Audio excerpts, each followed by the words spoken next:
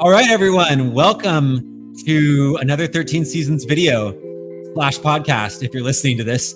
And I have here Hugh Vail, who, unfortunately, for all of our friends who are listening to it, you don't get to see what a beautiful man he is.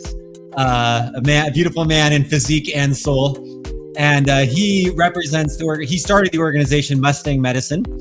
And Mustang Medicine does lots of really cool things to help people process their emotions. And we're going to hear all about Mustang Medicine and hear about processing emotions. Right now, 13 seasons in our work, we are focused a lot on processing emotions. That's the season we're in. And so that's why we want to talk about it now. So let's kick it off. Hugh, tell us about Mustang Medicine. Tell us what you do. Well, I thank you for the introduction, and you're totally right. The reason I was inspired by the Mustangs is I think I was trying to mostly figure out how to process my own emotions. I don't know, looking back at that time, if that was a conscious thought. Like I wasn't sitting in the mirror, laying in bed, like I need to process my emotions. That's not what was happening. But for sure, what was happening is I was trying to make peace with certain difficult circumstances in my life that felt very unfortunate, very unfair, extremely painful. And I identify those types of experiences, if I were to get more specific on that, as feeling abandoned, misused, or abnormally used, like abused, betrayed, rejected. Those tend to be, and anyone can go on like Pinterest and see, like, we have rejection wounds and we have abandonment wounds and we have abuse wounds. And so I think every human has those kinds of wounds. And I had some experiences in my life that I definitely felt very abandoned from. Like I felt abandoned by some dear friends of mine, and that just was tearing my soul apart. So I was trying to make peace and trying to make sense with that. And I felt like I had lost the unlosable in a couple of these scenarios that seemed to be popping up in a short period of time. And a short period of time was like a span of a few years. And so as I was trying to work through this, I found many people were coming to me, and they also had felt like they had lost what they deemed to be unlosable. And that seemed to be a common denominator with these people that were coming. And so I was trying to help people make peace with losing the unlosable. And part of that is like changing your perception about it, right? Mm-hmm. It's not unlosable if you see it as losable, I guess. Yeah, right? yeah, exactly. And I didn't have a really good, clear way to do it that was captivating. I had a way to do it that was pretty boring, a lot of IQ, PowerPoint presentation kind of thing, whiteboard presentation, which is my preferred way of, like, I'm addicted to that stuff. I love writing everything down. Not everyone is addicted as much as I am. So they were like yawning and falling asleep. And what had happened is I already owned horses. I had had horses for a long time, and I felt very motivated by this new documentary that had come out called Unbranded. Highly recommend it. It won all these awards. It used to be available on Netflix. For sure, it's available on Prime and Apple and all that. But Unbranded is about these 4 college students just graduated. If I remember correctly, it was out of Texas A&M, put on by a guy named Ben Masters. And he was like, I'm going to go and we're going to raise money and awareness around wild horses. And we're also going to do a super epic adventure before we have to like go start all of our real lives. And this might be the last little window of opportunity. We have to do something super epic.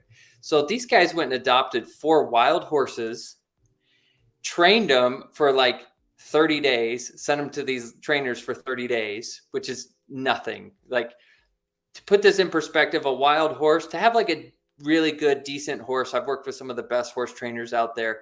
They always say 1,000 hours of training or 1,000 miles of riding.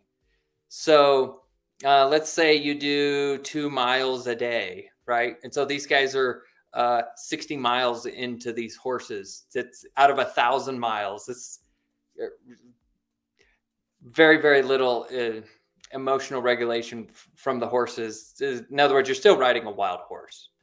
And they went down to the border of Mexico, took these 16 wild horses on horseback and rode all the way up to the border of Canada. It took them 6 months, and they documented the whole thing, made a movie out of it. It's incredible. Like, really, really well done documentary.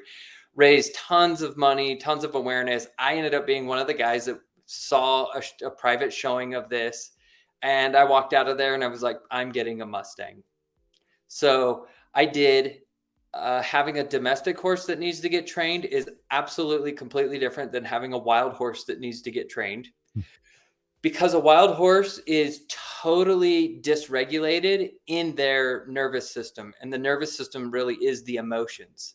So what's really interesting, and I learned this in the science and attending all these amazing seminars and expos and stuff as I traveled around, and found some really good people that took me under their wing for a little while to, help speed up the process of learning. And really, I found myself swimming in the deep end with waves bigger than I was able to manage. So without these people showing up in my life, like, I would have just had a 1,000-pound wild animal in my backyard and had no idea what to do with it from there. So after these people took me under their wing, I ended up learning some of the science, which is that horses have the same major systems in their body as humans do. So they have the same autonomic system, the same nervous system. They have the brain stem. They have the same. This means that they have the same thoughts, because thoughts are coming out of your limbic brain, right? So thoughts, feelings are coming out of your nervous system, and emotions are also coming out of the nervous system. What makes a human brain unique is that we have this big, massive, developed neocortex or prefrontal cortex, which is, right behind our eyebrows. And that's our reasoning skills. That's our ability to think through things and change the perception about something that happens. So if I've lost the unlosable thing, well, maybe I could change the perception about it and realize if I lost it, it therefore was losable. And then I can reverse engineer from this experience and start learning where I took certain things for granted, that I don't want to do that again, because taking these relationships for granted or not knowing how to repair a relationship caused me to lose the relationship. And so now I get to be taught by this situation instead of tortured by it. And I felt like I was tortured by my situation because I felt like I was a victim to it. And so anyways, the horses, the Mustangs, I really ended up learning about the chemistry, the biophysiology of horses, the brain science behind it all. And gentling a wild horse is nothing more than understanding the nervous system and emotions. If you can understand how horses are displaying and communicating their emotions, you can gentle the most dysregulated wild horse out there. And of course, what I saw was, oh my gosh, this is me. Like, I am the wild horse that's totally dysregulated, and I need to understand my emotions. So I was really inspired by Mustangs. And I ended up working with like a couple dozen Mustangs over the years. And it was an excuse for me to be able to learn about me, which is really cool, because there's an old saying, like an old horsemanship saying, that the horse is the mirror to the soul. In other words, the horse is the mirror to the man. So if you want to know about the man, go ride his horse, because the man cannot help the horse become something the man is not. And so think about if a horse has all the same emotions and feelings that a human has, well, look at how closely virtues and emotions interplay with each other. So you have the virtue of patience is really tied to some difficult emotions or some like regulated emotions. Impatience is tied to some challenging emotions and some difficult emotions. And so when you've got a wild horse, he's impatient, he's not trusting, he's largely unwilling because of that. He's not curious. So you're losing not losing, but the relationship is absent of certain virtues. Therefore, it makes it a very difficult relationship to have. So to improve the relationship, you have to understand his emotions, and the human has to understand his emotions.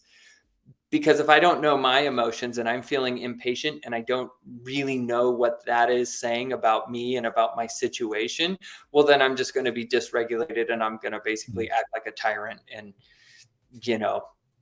be a dick about things.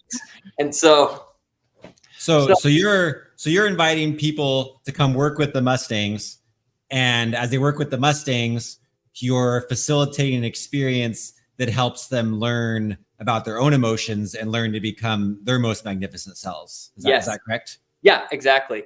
It's the easiest PowerPoint presentation that's not a PowerPoint presentation that you can get on all the IQ behind all of this stuff. So I get to teach about emotions, virtues, the nervous system, the prefrontal cortex, which essentially, when you break it down, like you break it down into a couple different categories, and when it all adds up, what happens is that you end up knowing yourself. So it's like the old Greek philosophy, right? That was inscribed on the temple of Apollo was know thyself. And I was always inspired by that, but didn't really know what it meant to know myself. So when I would hear in my mind's, in my imaginary conversations with Socrates or Aristotle, who are some of my personal heroes, I would hear them saying like, Hugh, you need to know thyself or know yourself. And I'm like, I'm Hugh. I was born in Utah. I'm a Pisces, sandy blonde hair. Yeah, and it's like, what does it really mean to know thyself? And I learned the answer to that through the Mustangs through horses. And I think you can learn this through any part of nature. I think nature is reflecting this to man. I just happen to have this passion and love for horses and could just easily see it. So that's really neat. Yeah. So what are when it comes to processing our emotions, right? What experience comes to your mind first of someone that's come out and done Mustang medicine with you and had an experience that you're like, wow, that was a great example of how we can process our emotions? What I see a lot, first thing that just pops into my head is I see a lot of bypassing of emotions. In other words, I never have to teach people that they have emotions or what the emotion feels like, because you're already experiencing it. Right? Like, you're already experiencing it. You know what joy feels like. You know what happiness feels like. You know what fear feels like. You know what disgust feels like.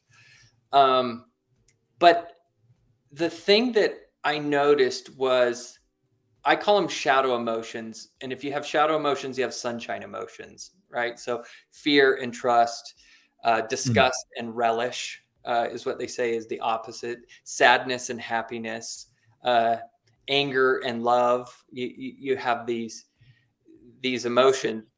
So you saying that like anger is a shadow of love? I believe so. So that's interesting to think that way, because that means the shadow to have the same shape, right? Yeah. Is that part of what you're getting at here? Well, I've never thought about it in terms of shape, but I feel like then there's something that's in the middle of those. So if you have anger on one side, you're angry because you actually care, right? Yeah. There's a boundary that is important to you that you feel is being compromised. Mhm. And that's what's motivating and driving the anger. And the anger is trying to say, hey, let's go protect this boundary. Um, Love is feeling like everything is functioning within the appropriate boundaries. So I Hmm. feel like those sit on the scale, right, equally together. Now, in the middle of it, I believe is apathy. And so apathy would be the absence of anger and the absence of love because I just don't care. It's just Hmm. absolutely unimportant to me. And so I Which balance. I guess isn't necessarily bad, right? Because in some situations you don't even need a boundary there, right? It might be like in the Right. context of this situation, I see no purpose for a boundary. I just that I don't want to put energy into that, and Yes. energy would be waste of my time. So I have apathy about that. Yeah, that's interesting. Yeah, absolutely. We all have partners or spouses, and they feel like a boundary. They're angry about something, and you're like, "This is not a battle. I'm going to choose my battles, and I'm going to be very apathetic about this one." And so I think that actually brings up a really, really important point is that everything, I'm going to call it in the human experience, every emotion, everything is actually serving us and pointing us. The question is, how is it serving us and where is it pointing me? Like Hmm. where is it aiming me to? And I think it's aiming you back to your highest best self. And so when it's painful, it's to say, here, it's painful because there's areas that you were not in alignment with your highest best self. So now let's learn where that happened. And therefore I learn from it. I become grateful for the pain and the sorrow that accompanied that situation. Hmm. But even apathy has a place to serve us where it's like that helps me be able to you know choose my battles, so to speak. And sometimes I just don't even have, it's like I don't even have a dog in the hunt. It's just like, yeah, Yeah. I'm good with whatever way we go. And that can serve unity. It can also serve division.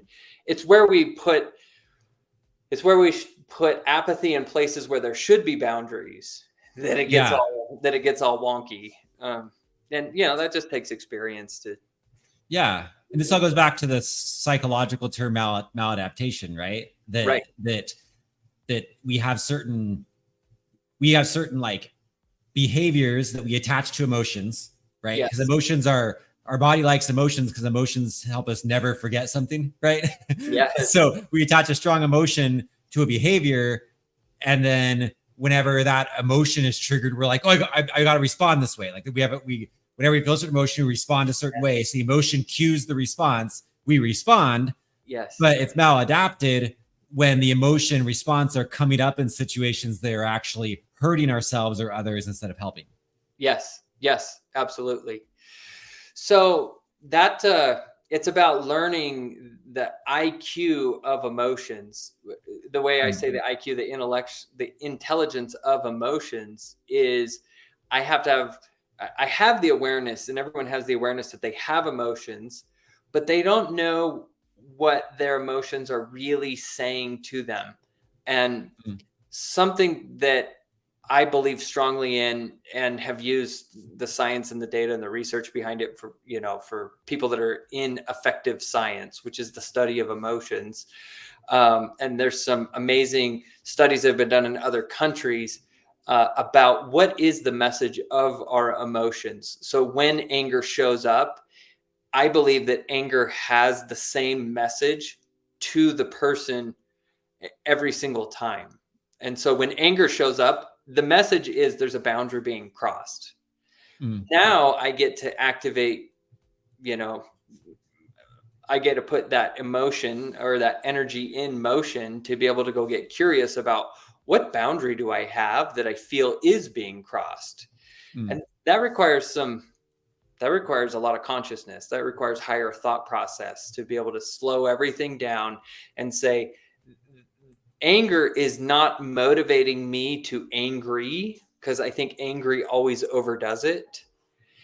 Anger is motivating me to go get curious about what boundary do I have that I feel is being crossed. Well, when I understand that boundary a little bit better, what happened is I just came to know myself a little bit better. So like I brought it's what Carl Jung said, is that you must bring the unconscious to consciousness, so that you don't walk around just saying this is all just fate and just destiny that's happening to me. It's like I've got to bring the things I'm unconscious about to consciousness. And I believe when we understand our emotions and the message that they have for us, that's a really great way to be able to do what Carl Jung was suggesting us to do. Have you read or looked into much of Dr. Bruce Perry's stuff?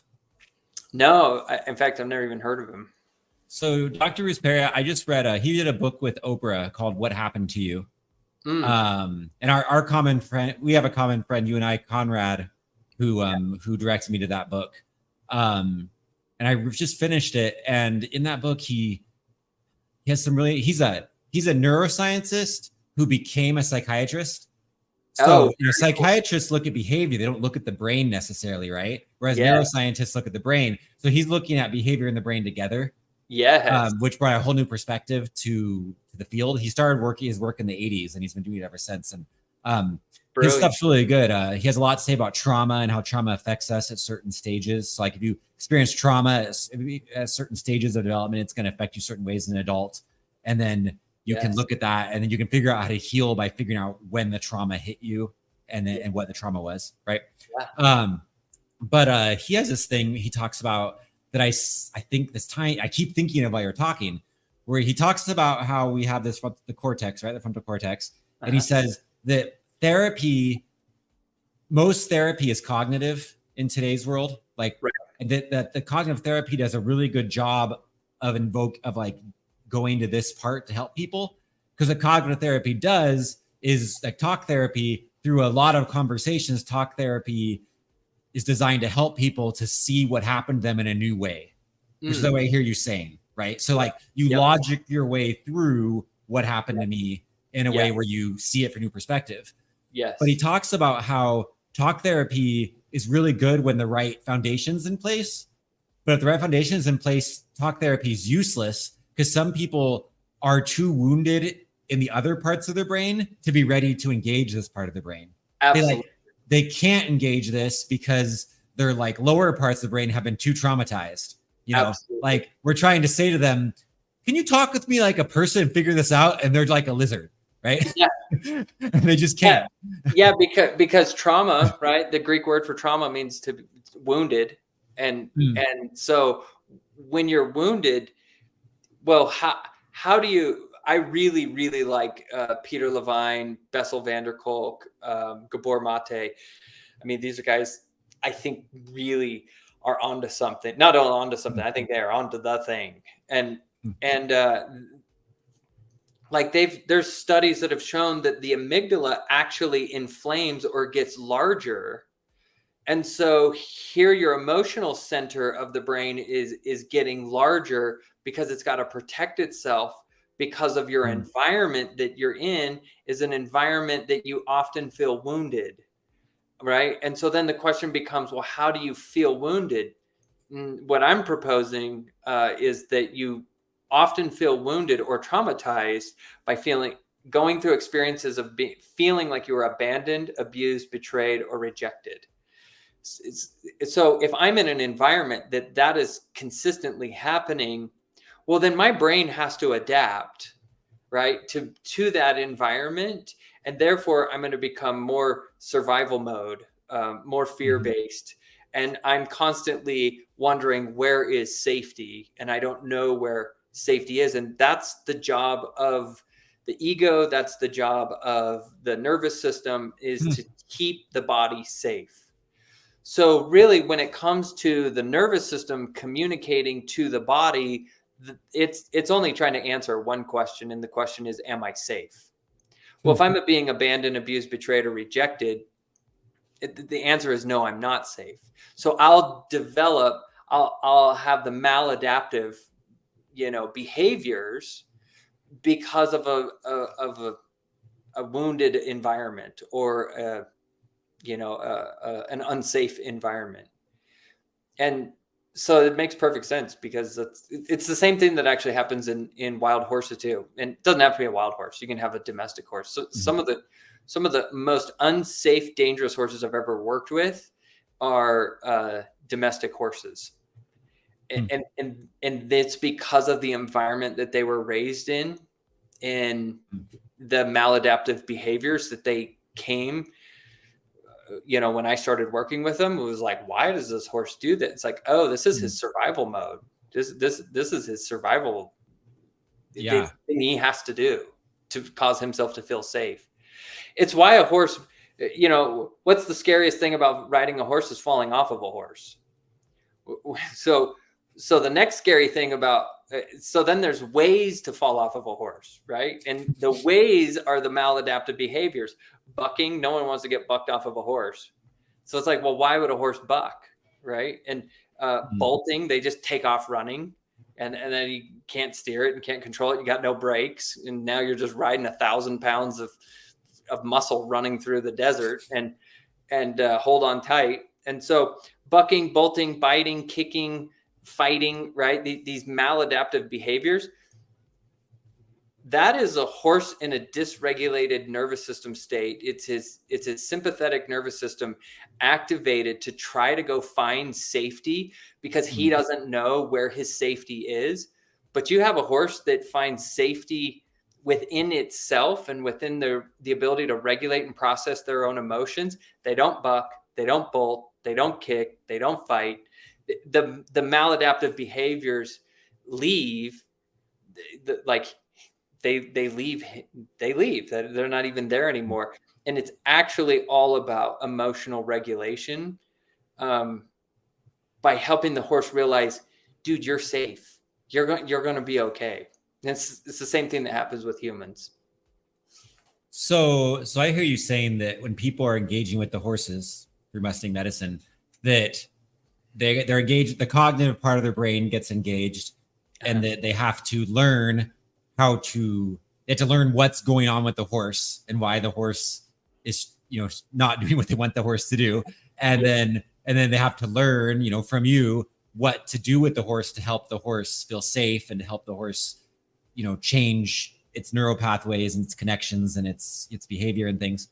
And then that helps the people then go, oh, I'm doing that. And then they see their own situation differently. This is what I need to do, because if you look at it from like a literal standpoint, you have a 2-legged human working with a 4-legged horse, right? And it looks very, very different. But if you put a blindfold on and just think about, you have a nervous system working with a nervous system, you have emotions working with emotions, they're identical. So that's so cool. So then the horse can become the mirror and the messenger about how to process and work with your emotions, and be able to find safety within yourself by understanding yourself. So when I got to understand myself, well, I got to understand how my mind works. And humans have something unique that horses, compared to horses, is that we have the prefrontal cortex. When we look at the human mind, if you remember, like in 3rd grade, when you had the teacher say, this is the size of your brain, you had to put your 2 fists together. Yeah. And then you take one of the fists away, and they're like, this is your limbic brain. This is the brain stem. And then the other fist, when it joins up, is now the prefrontal cortex. Horses. So if we've got 2 fists together, for like people in the audience who aren't watching this, if you have 2 fists together, you take one fist away, and the fist that remains, that is the limbic brain and the brain stem. That's all the thoughts, feelings, and emotions that's driving the autonomic system and everything else in the horse's body. Well, that same brain exists in the human, but then you bring that other fist back in and you attach it to the limbic brain, and now you've got the prefrontal cortex. The horse is prefrontal cortex is the size of your pinky nail. So it's not that it's 100% not there. It's just like 1% of their brain. Whereas for us, it's 50% the size of our brain. So our reasoning skills, our capacity to think and process is far superior. It's our ability to create. It's our ability to narrate. So humans have to tell stories. We learn in stories. We think in stories. We process in stories. And I gotta have all the characters, and I gotta have the plot twists and everything else. And this is why grandma did this, right? And all these things. And horses don't do that because their prefrontal cortex, they are maxed out when they're like nibbling on the gate, the chain on that's holding the gate shut, and they figure out how to like hold the chain and then like flip it up and then open the gate. That's like the maximum amount of a horse's creative prefrontal cortex skills. So it's very, very limited. They don't tell stories, right? But if you hurt me, if you abandon me, or I feel like you did something that betrayed our trust, gosh, the first thing I'm probably going to do is go home and write in my journal about what a total wiener you are, and how you have just ruined my life, and and you're not trustworthy, and you're all this stuff. But you do that with a horse. Like, take for example, you put a halter on a horse, and then you lead him over to the hitching post, and you tie him up at the hitching post, and you leave him there for a couple of hours because he's learning patience, and you got to go clean out the barn, or you stopped off at the saloon, or or whatever it is. Back in the day in the 1800s, they just hitch up their horses for a while, and so you'd do your business in town. Well, you tie me up for a couple of hours to a hitching post, and I got some crazy stories about who you are and what a mean person you are by the time you come back. Your horse, no stories about you, because they can only live in the present moment. It's that prefrontal cortex that's pulling humans out, back into the past, where I'm ruminating on that painful thing that happened to me. And then now that I'm like stuck in the pain of the past, I'm now going to trip on the anxiety of the future because I don't want that to happen again. And so now I've diverted all my attention. If it's not in the past, it's now tripping on trying to avoid, and now I've got anxiety about the future. And where's my present moment? Well, I've just decreased my energy and my power and my presence, out to the past and to the future. A horse doesn't do that at all, because there's no story to tell regardless of what happens. And so they don't narrate stories. You're not a bad person because you tied a horse to the hitching post. The horse just is like, this doesn't feel good, because he has emotions. He may not want to be there, but he's just wrestling with his emotions without telling crazy stories about how he got there. And that's not how humans work. So we're a lot more complex in our brain function. And so we've got to figure out how to tell the story about what happened. And am I telling the story? And this is higher consciousness, right? Am I telling the story in a way that is serving me and everyone else? And if I'm a victim and I got people to blame, then I got people to shame. And then if I can blame you and shame you, I have all the evidence to judge you. And if I can judge you and you hurt me, well, then I can punish you, right? That's essentially one way to process your emotions and think all the way through it. And it's like, yeah, great, but that's not going to serve you and help you become your best, highest version of yourself. So how do I change that story processing? Well, the first thing is I got to process my emotions and gain some intelligence about what is my emotion teaching me about this situation, and how do I make peace with it? Well, you got to listen to Yoda is essentially what I'm getting at. This is really a long way to just say Yoda had it right all along. Because remember when Yoda said, you got to prepare yourself to, I've got it on my phone. You got to prepare yourself to lose to lose everything. I don't know if you remember that quote. Where's my phone? I'm going to find it. Okay. Because everyone needs a good Yoda quote. It's true. It's true. I just saved it the other day. You're good. Where is that? So it sounds like while you're looking that up, it sounds like as the people engage with the horses, because the horses, our biggest friend and our biggest enemy is this prefrontal cortex, right? Yes.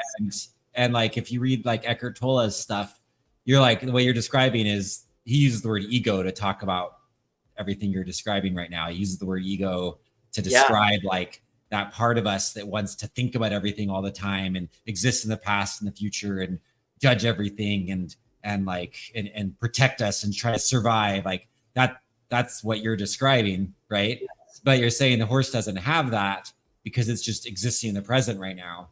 It just is. It doesn't have, it has emotions. It might feel wounded, but it's only about, but it's not, it doesn't have a complex story about it. Yes. It just kind of is right now. It just is. And we have this ego that lets us do amazing things like send people to space, right? We can think more deeply about things, and because we can tell a story, we can pass information between us. And because I can tell a story, I can tell you something that you can do something else with. And as more and more people do that, they build on each other's ideas, which leads to going to space and all these other crazy things we do that are amazing because humans are really cool. Yeah. But there's a dark side. There's a not a dark side. It's just an unhelpful side of all of that, which is that same power that lets us communicate with each other and tell stories leads to us like we do that to like take the parts of us that feel unsafe and like validate them into a place where, we're just so entitled to feeling so awful or something, right? And then we perpetuate in that, and then we use that to perpetuate behavior that isn't helping us live with other people well. It isn't helping us like ourselves. It isn't helping us just feel at peace. Yeah. The way that I'm not saying this is philosophically accurate to all the great philosophical minds, but it's the way that I've come to believe, and I actually believe it fully, is the ego is one way of telling the story, and it exists in the prefrontal cortex. And so it's lower consciousness. It is like, remember the old cartoons when they had like the one angel, like the good angel on this shoulder and the bad angel on this shoulder. So I think because of the prefrontal cortex, those two angels on your shoulder exist. And the devil is your ego, but not in like a Western Christian narrative sense. That's not what I'm trying to say. I actually believe that the ego is a way of telling the story to protect yourself, to try to make yourself enough. And that's because it's fragmented from understanding that you already are enough. And so then it just has to protect, it has to tell a story. And the way that it tells a story is by having a painful experience that brings tremendous, it doesn't even have to be tremendous, but a painful story that brings sorrow and all of your shadow emotions, fear, anger, sadness, disgust, disappointment, right? You've got these shadow emotions.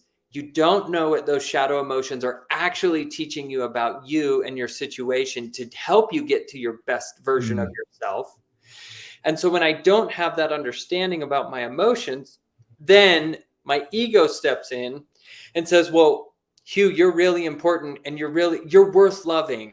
You're worth not abandoning. You're worth not abusing. And so now I have to tell a story about my painful thing that's trying to protect me. And here's how I'm going to do it. I'm going to complain, blame, shame, and then judge you.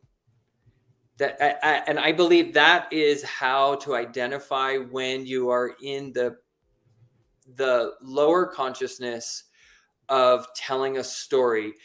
Because if you think about the first step of, so if I have a scenario where there's great pain and sorrow, and then I have my emotions and I don't understand what my emotions are telling me, I got fear, anger, sadness, disgust, then I'm going to go complain about it.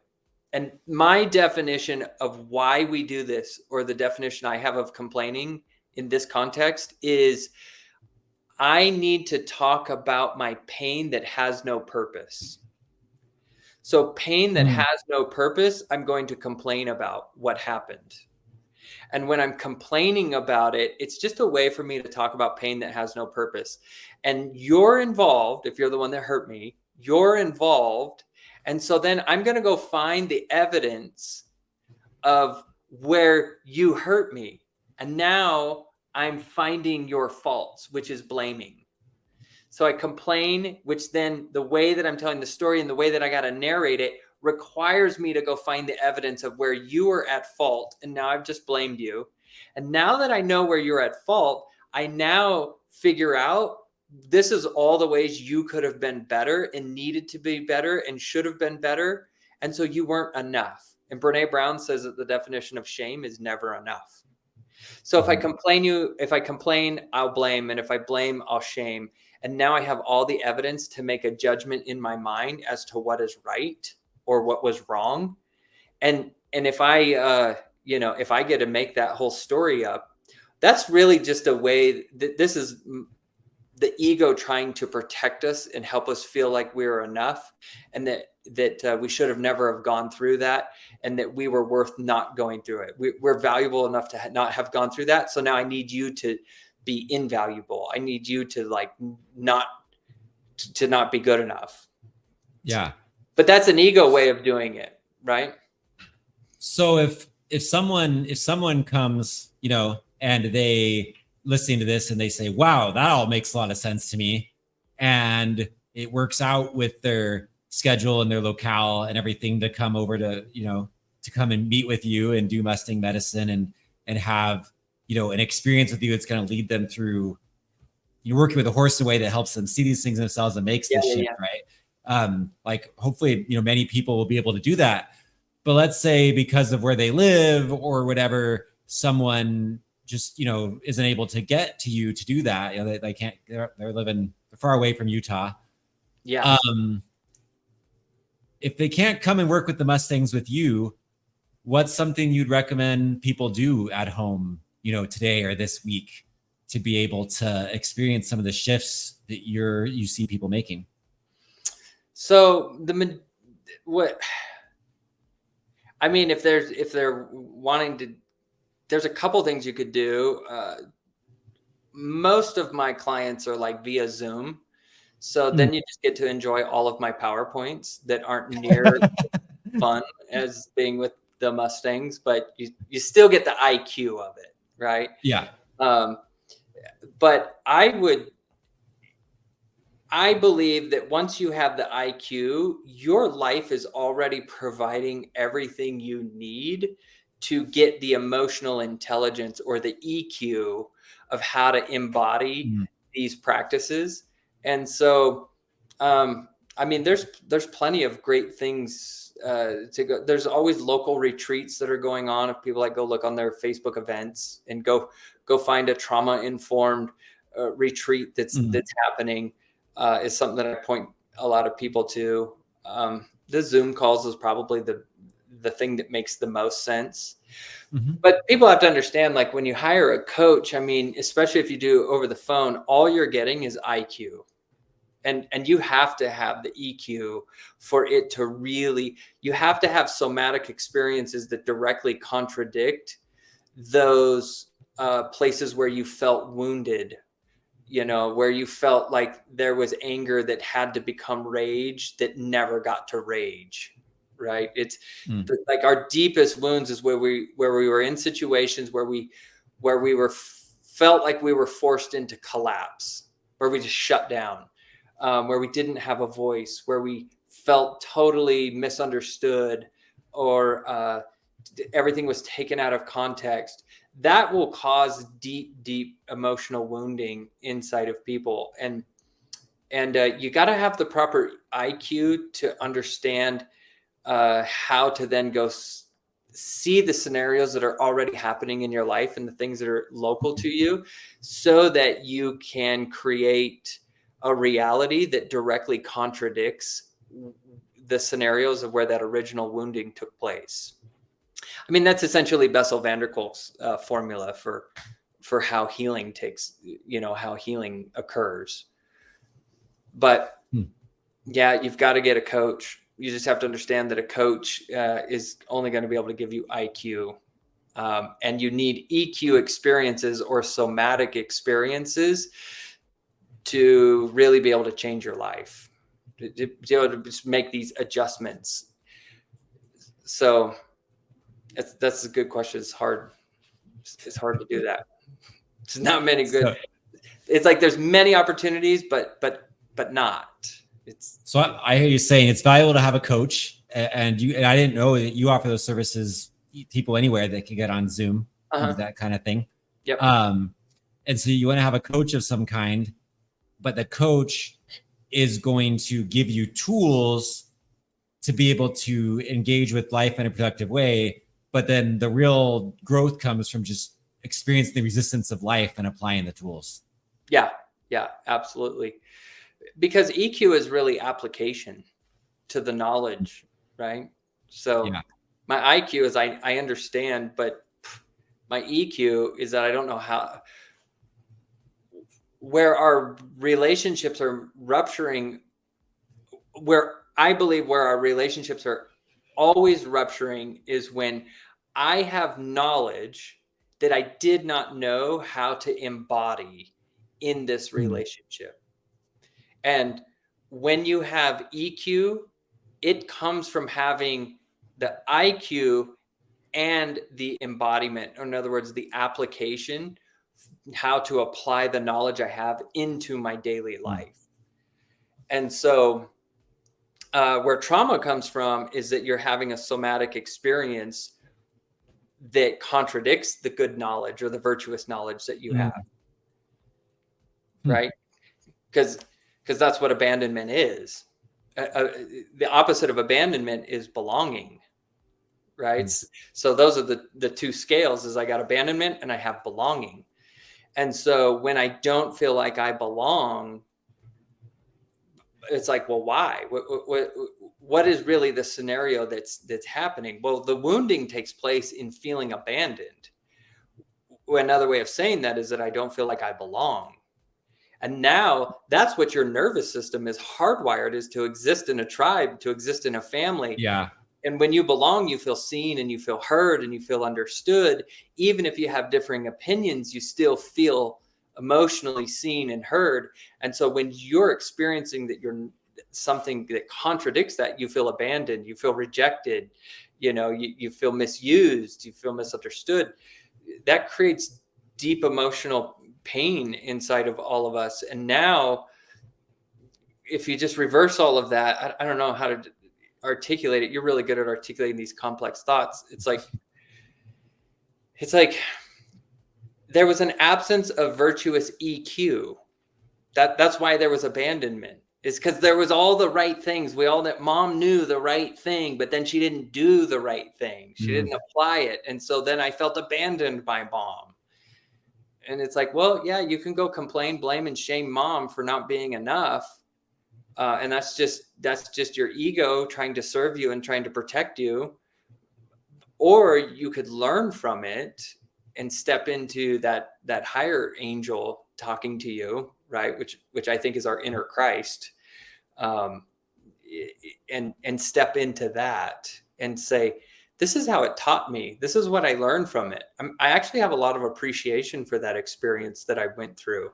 And I also see my role in that whole situation. I see the things that I didn't have the EQ to get in front of those, the rupture that was about to occur. I didn't even know we were about to have a rupture.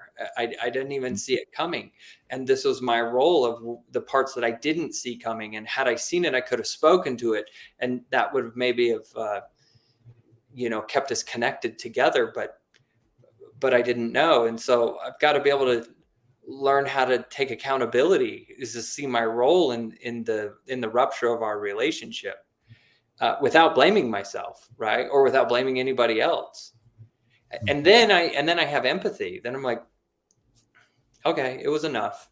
It was good. And I appreciate the whole thing. That's Christ consciousness. And that all exists in the prefrontal cortex too. So it's like, what story are you going to tell? Largely that's based on like, what emotions am I feeling? And do I have the intelligence to understand what they're saying and process them in a higher consciousness way? And I think another piece of all that is that in order for this goes back to some of Bruce Perry's stuff and other things I've engaged with, in order for your prefrontal cortex to be able to make the flip, to be able to like be okay with changing that perspective, the other parts of your brain need to feel like satisfied, right? Yeah. And I think and some of that comes from just knowing you're safe, right? Like there's other parts, right, part of your brain that wants justice or something. And if you know you're safe, you're like, oh, I'm safe. I don't need justice because I'm fine, right? But I think it also comes from giving those other parts of your brain the chance to fully express the emotions. Because too often we feel these emotions and we know that like you're supposed to think a certain way about something, or we either think, oh, I really shouldn't feel that way, or we think it's unpleasant to feel that way. So we push those emotions down, they never get listened to. And it's like, I think an important step in the whole thing is listening to those emotions so they're validated, and then you're ready to make the shift. And so like, you bring up a really good point, because if you have an emotion and your emotion is a messenger, therefore he has a message. And if you're not validating the messenger, in other words, you're not seeing him, you're not seeing this message, you're not hearing this message, you're not understanding this message, you're now traumatizing, according to the actual definition of trauma, you're now traumatizing that emotion. In other words, you're repressing it, you're ignoring it, you're avoiding it. The emotion can't deliver the message. And that emotion, like anger, is going to have to get angry.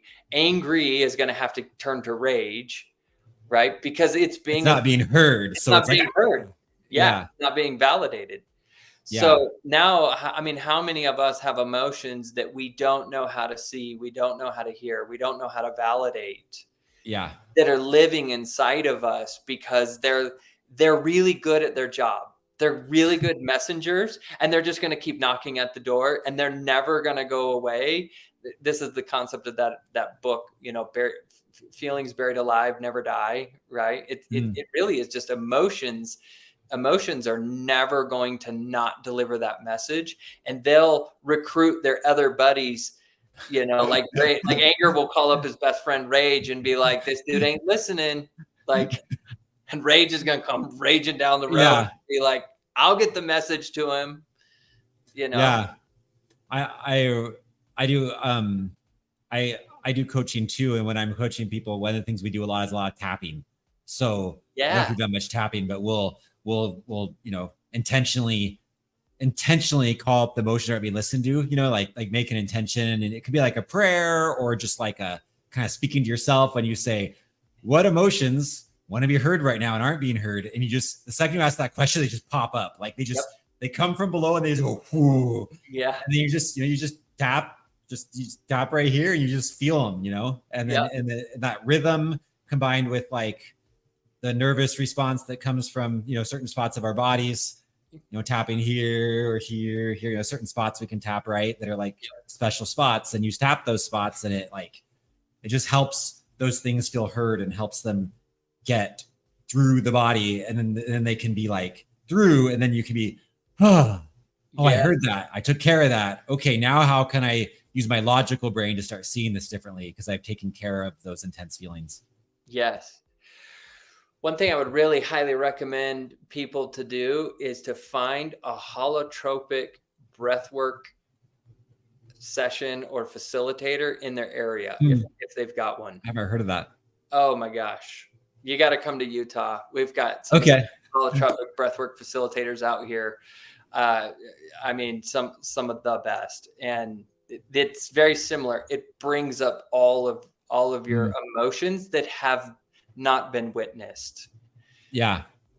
Oh, that's the thing, isn't it great? There's so many different ways, right? I'm wrapping up here, but you know, whether you're tapping or there's EMDR, which is where you track a finger back and forth while feeling your emotions, and it replicates the REM state and it takes care of it.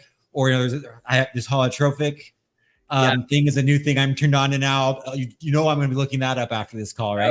Oh, yeah. Or you know, you're working with horses, or you know, you're gardening with intention and seeing yourself in the plants, or you know what.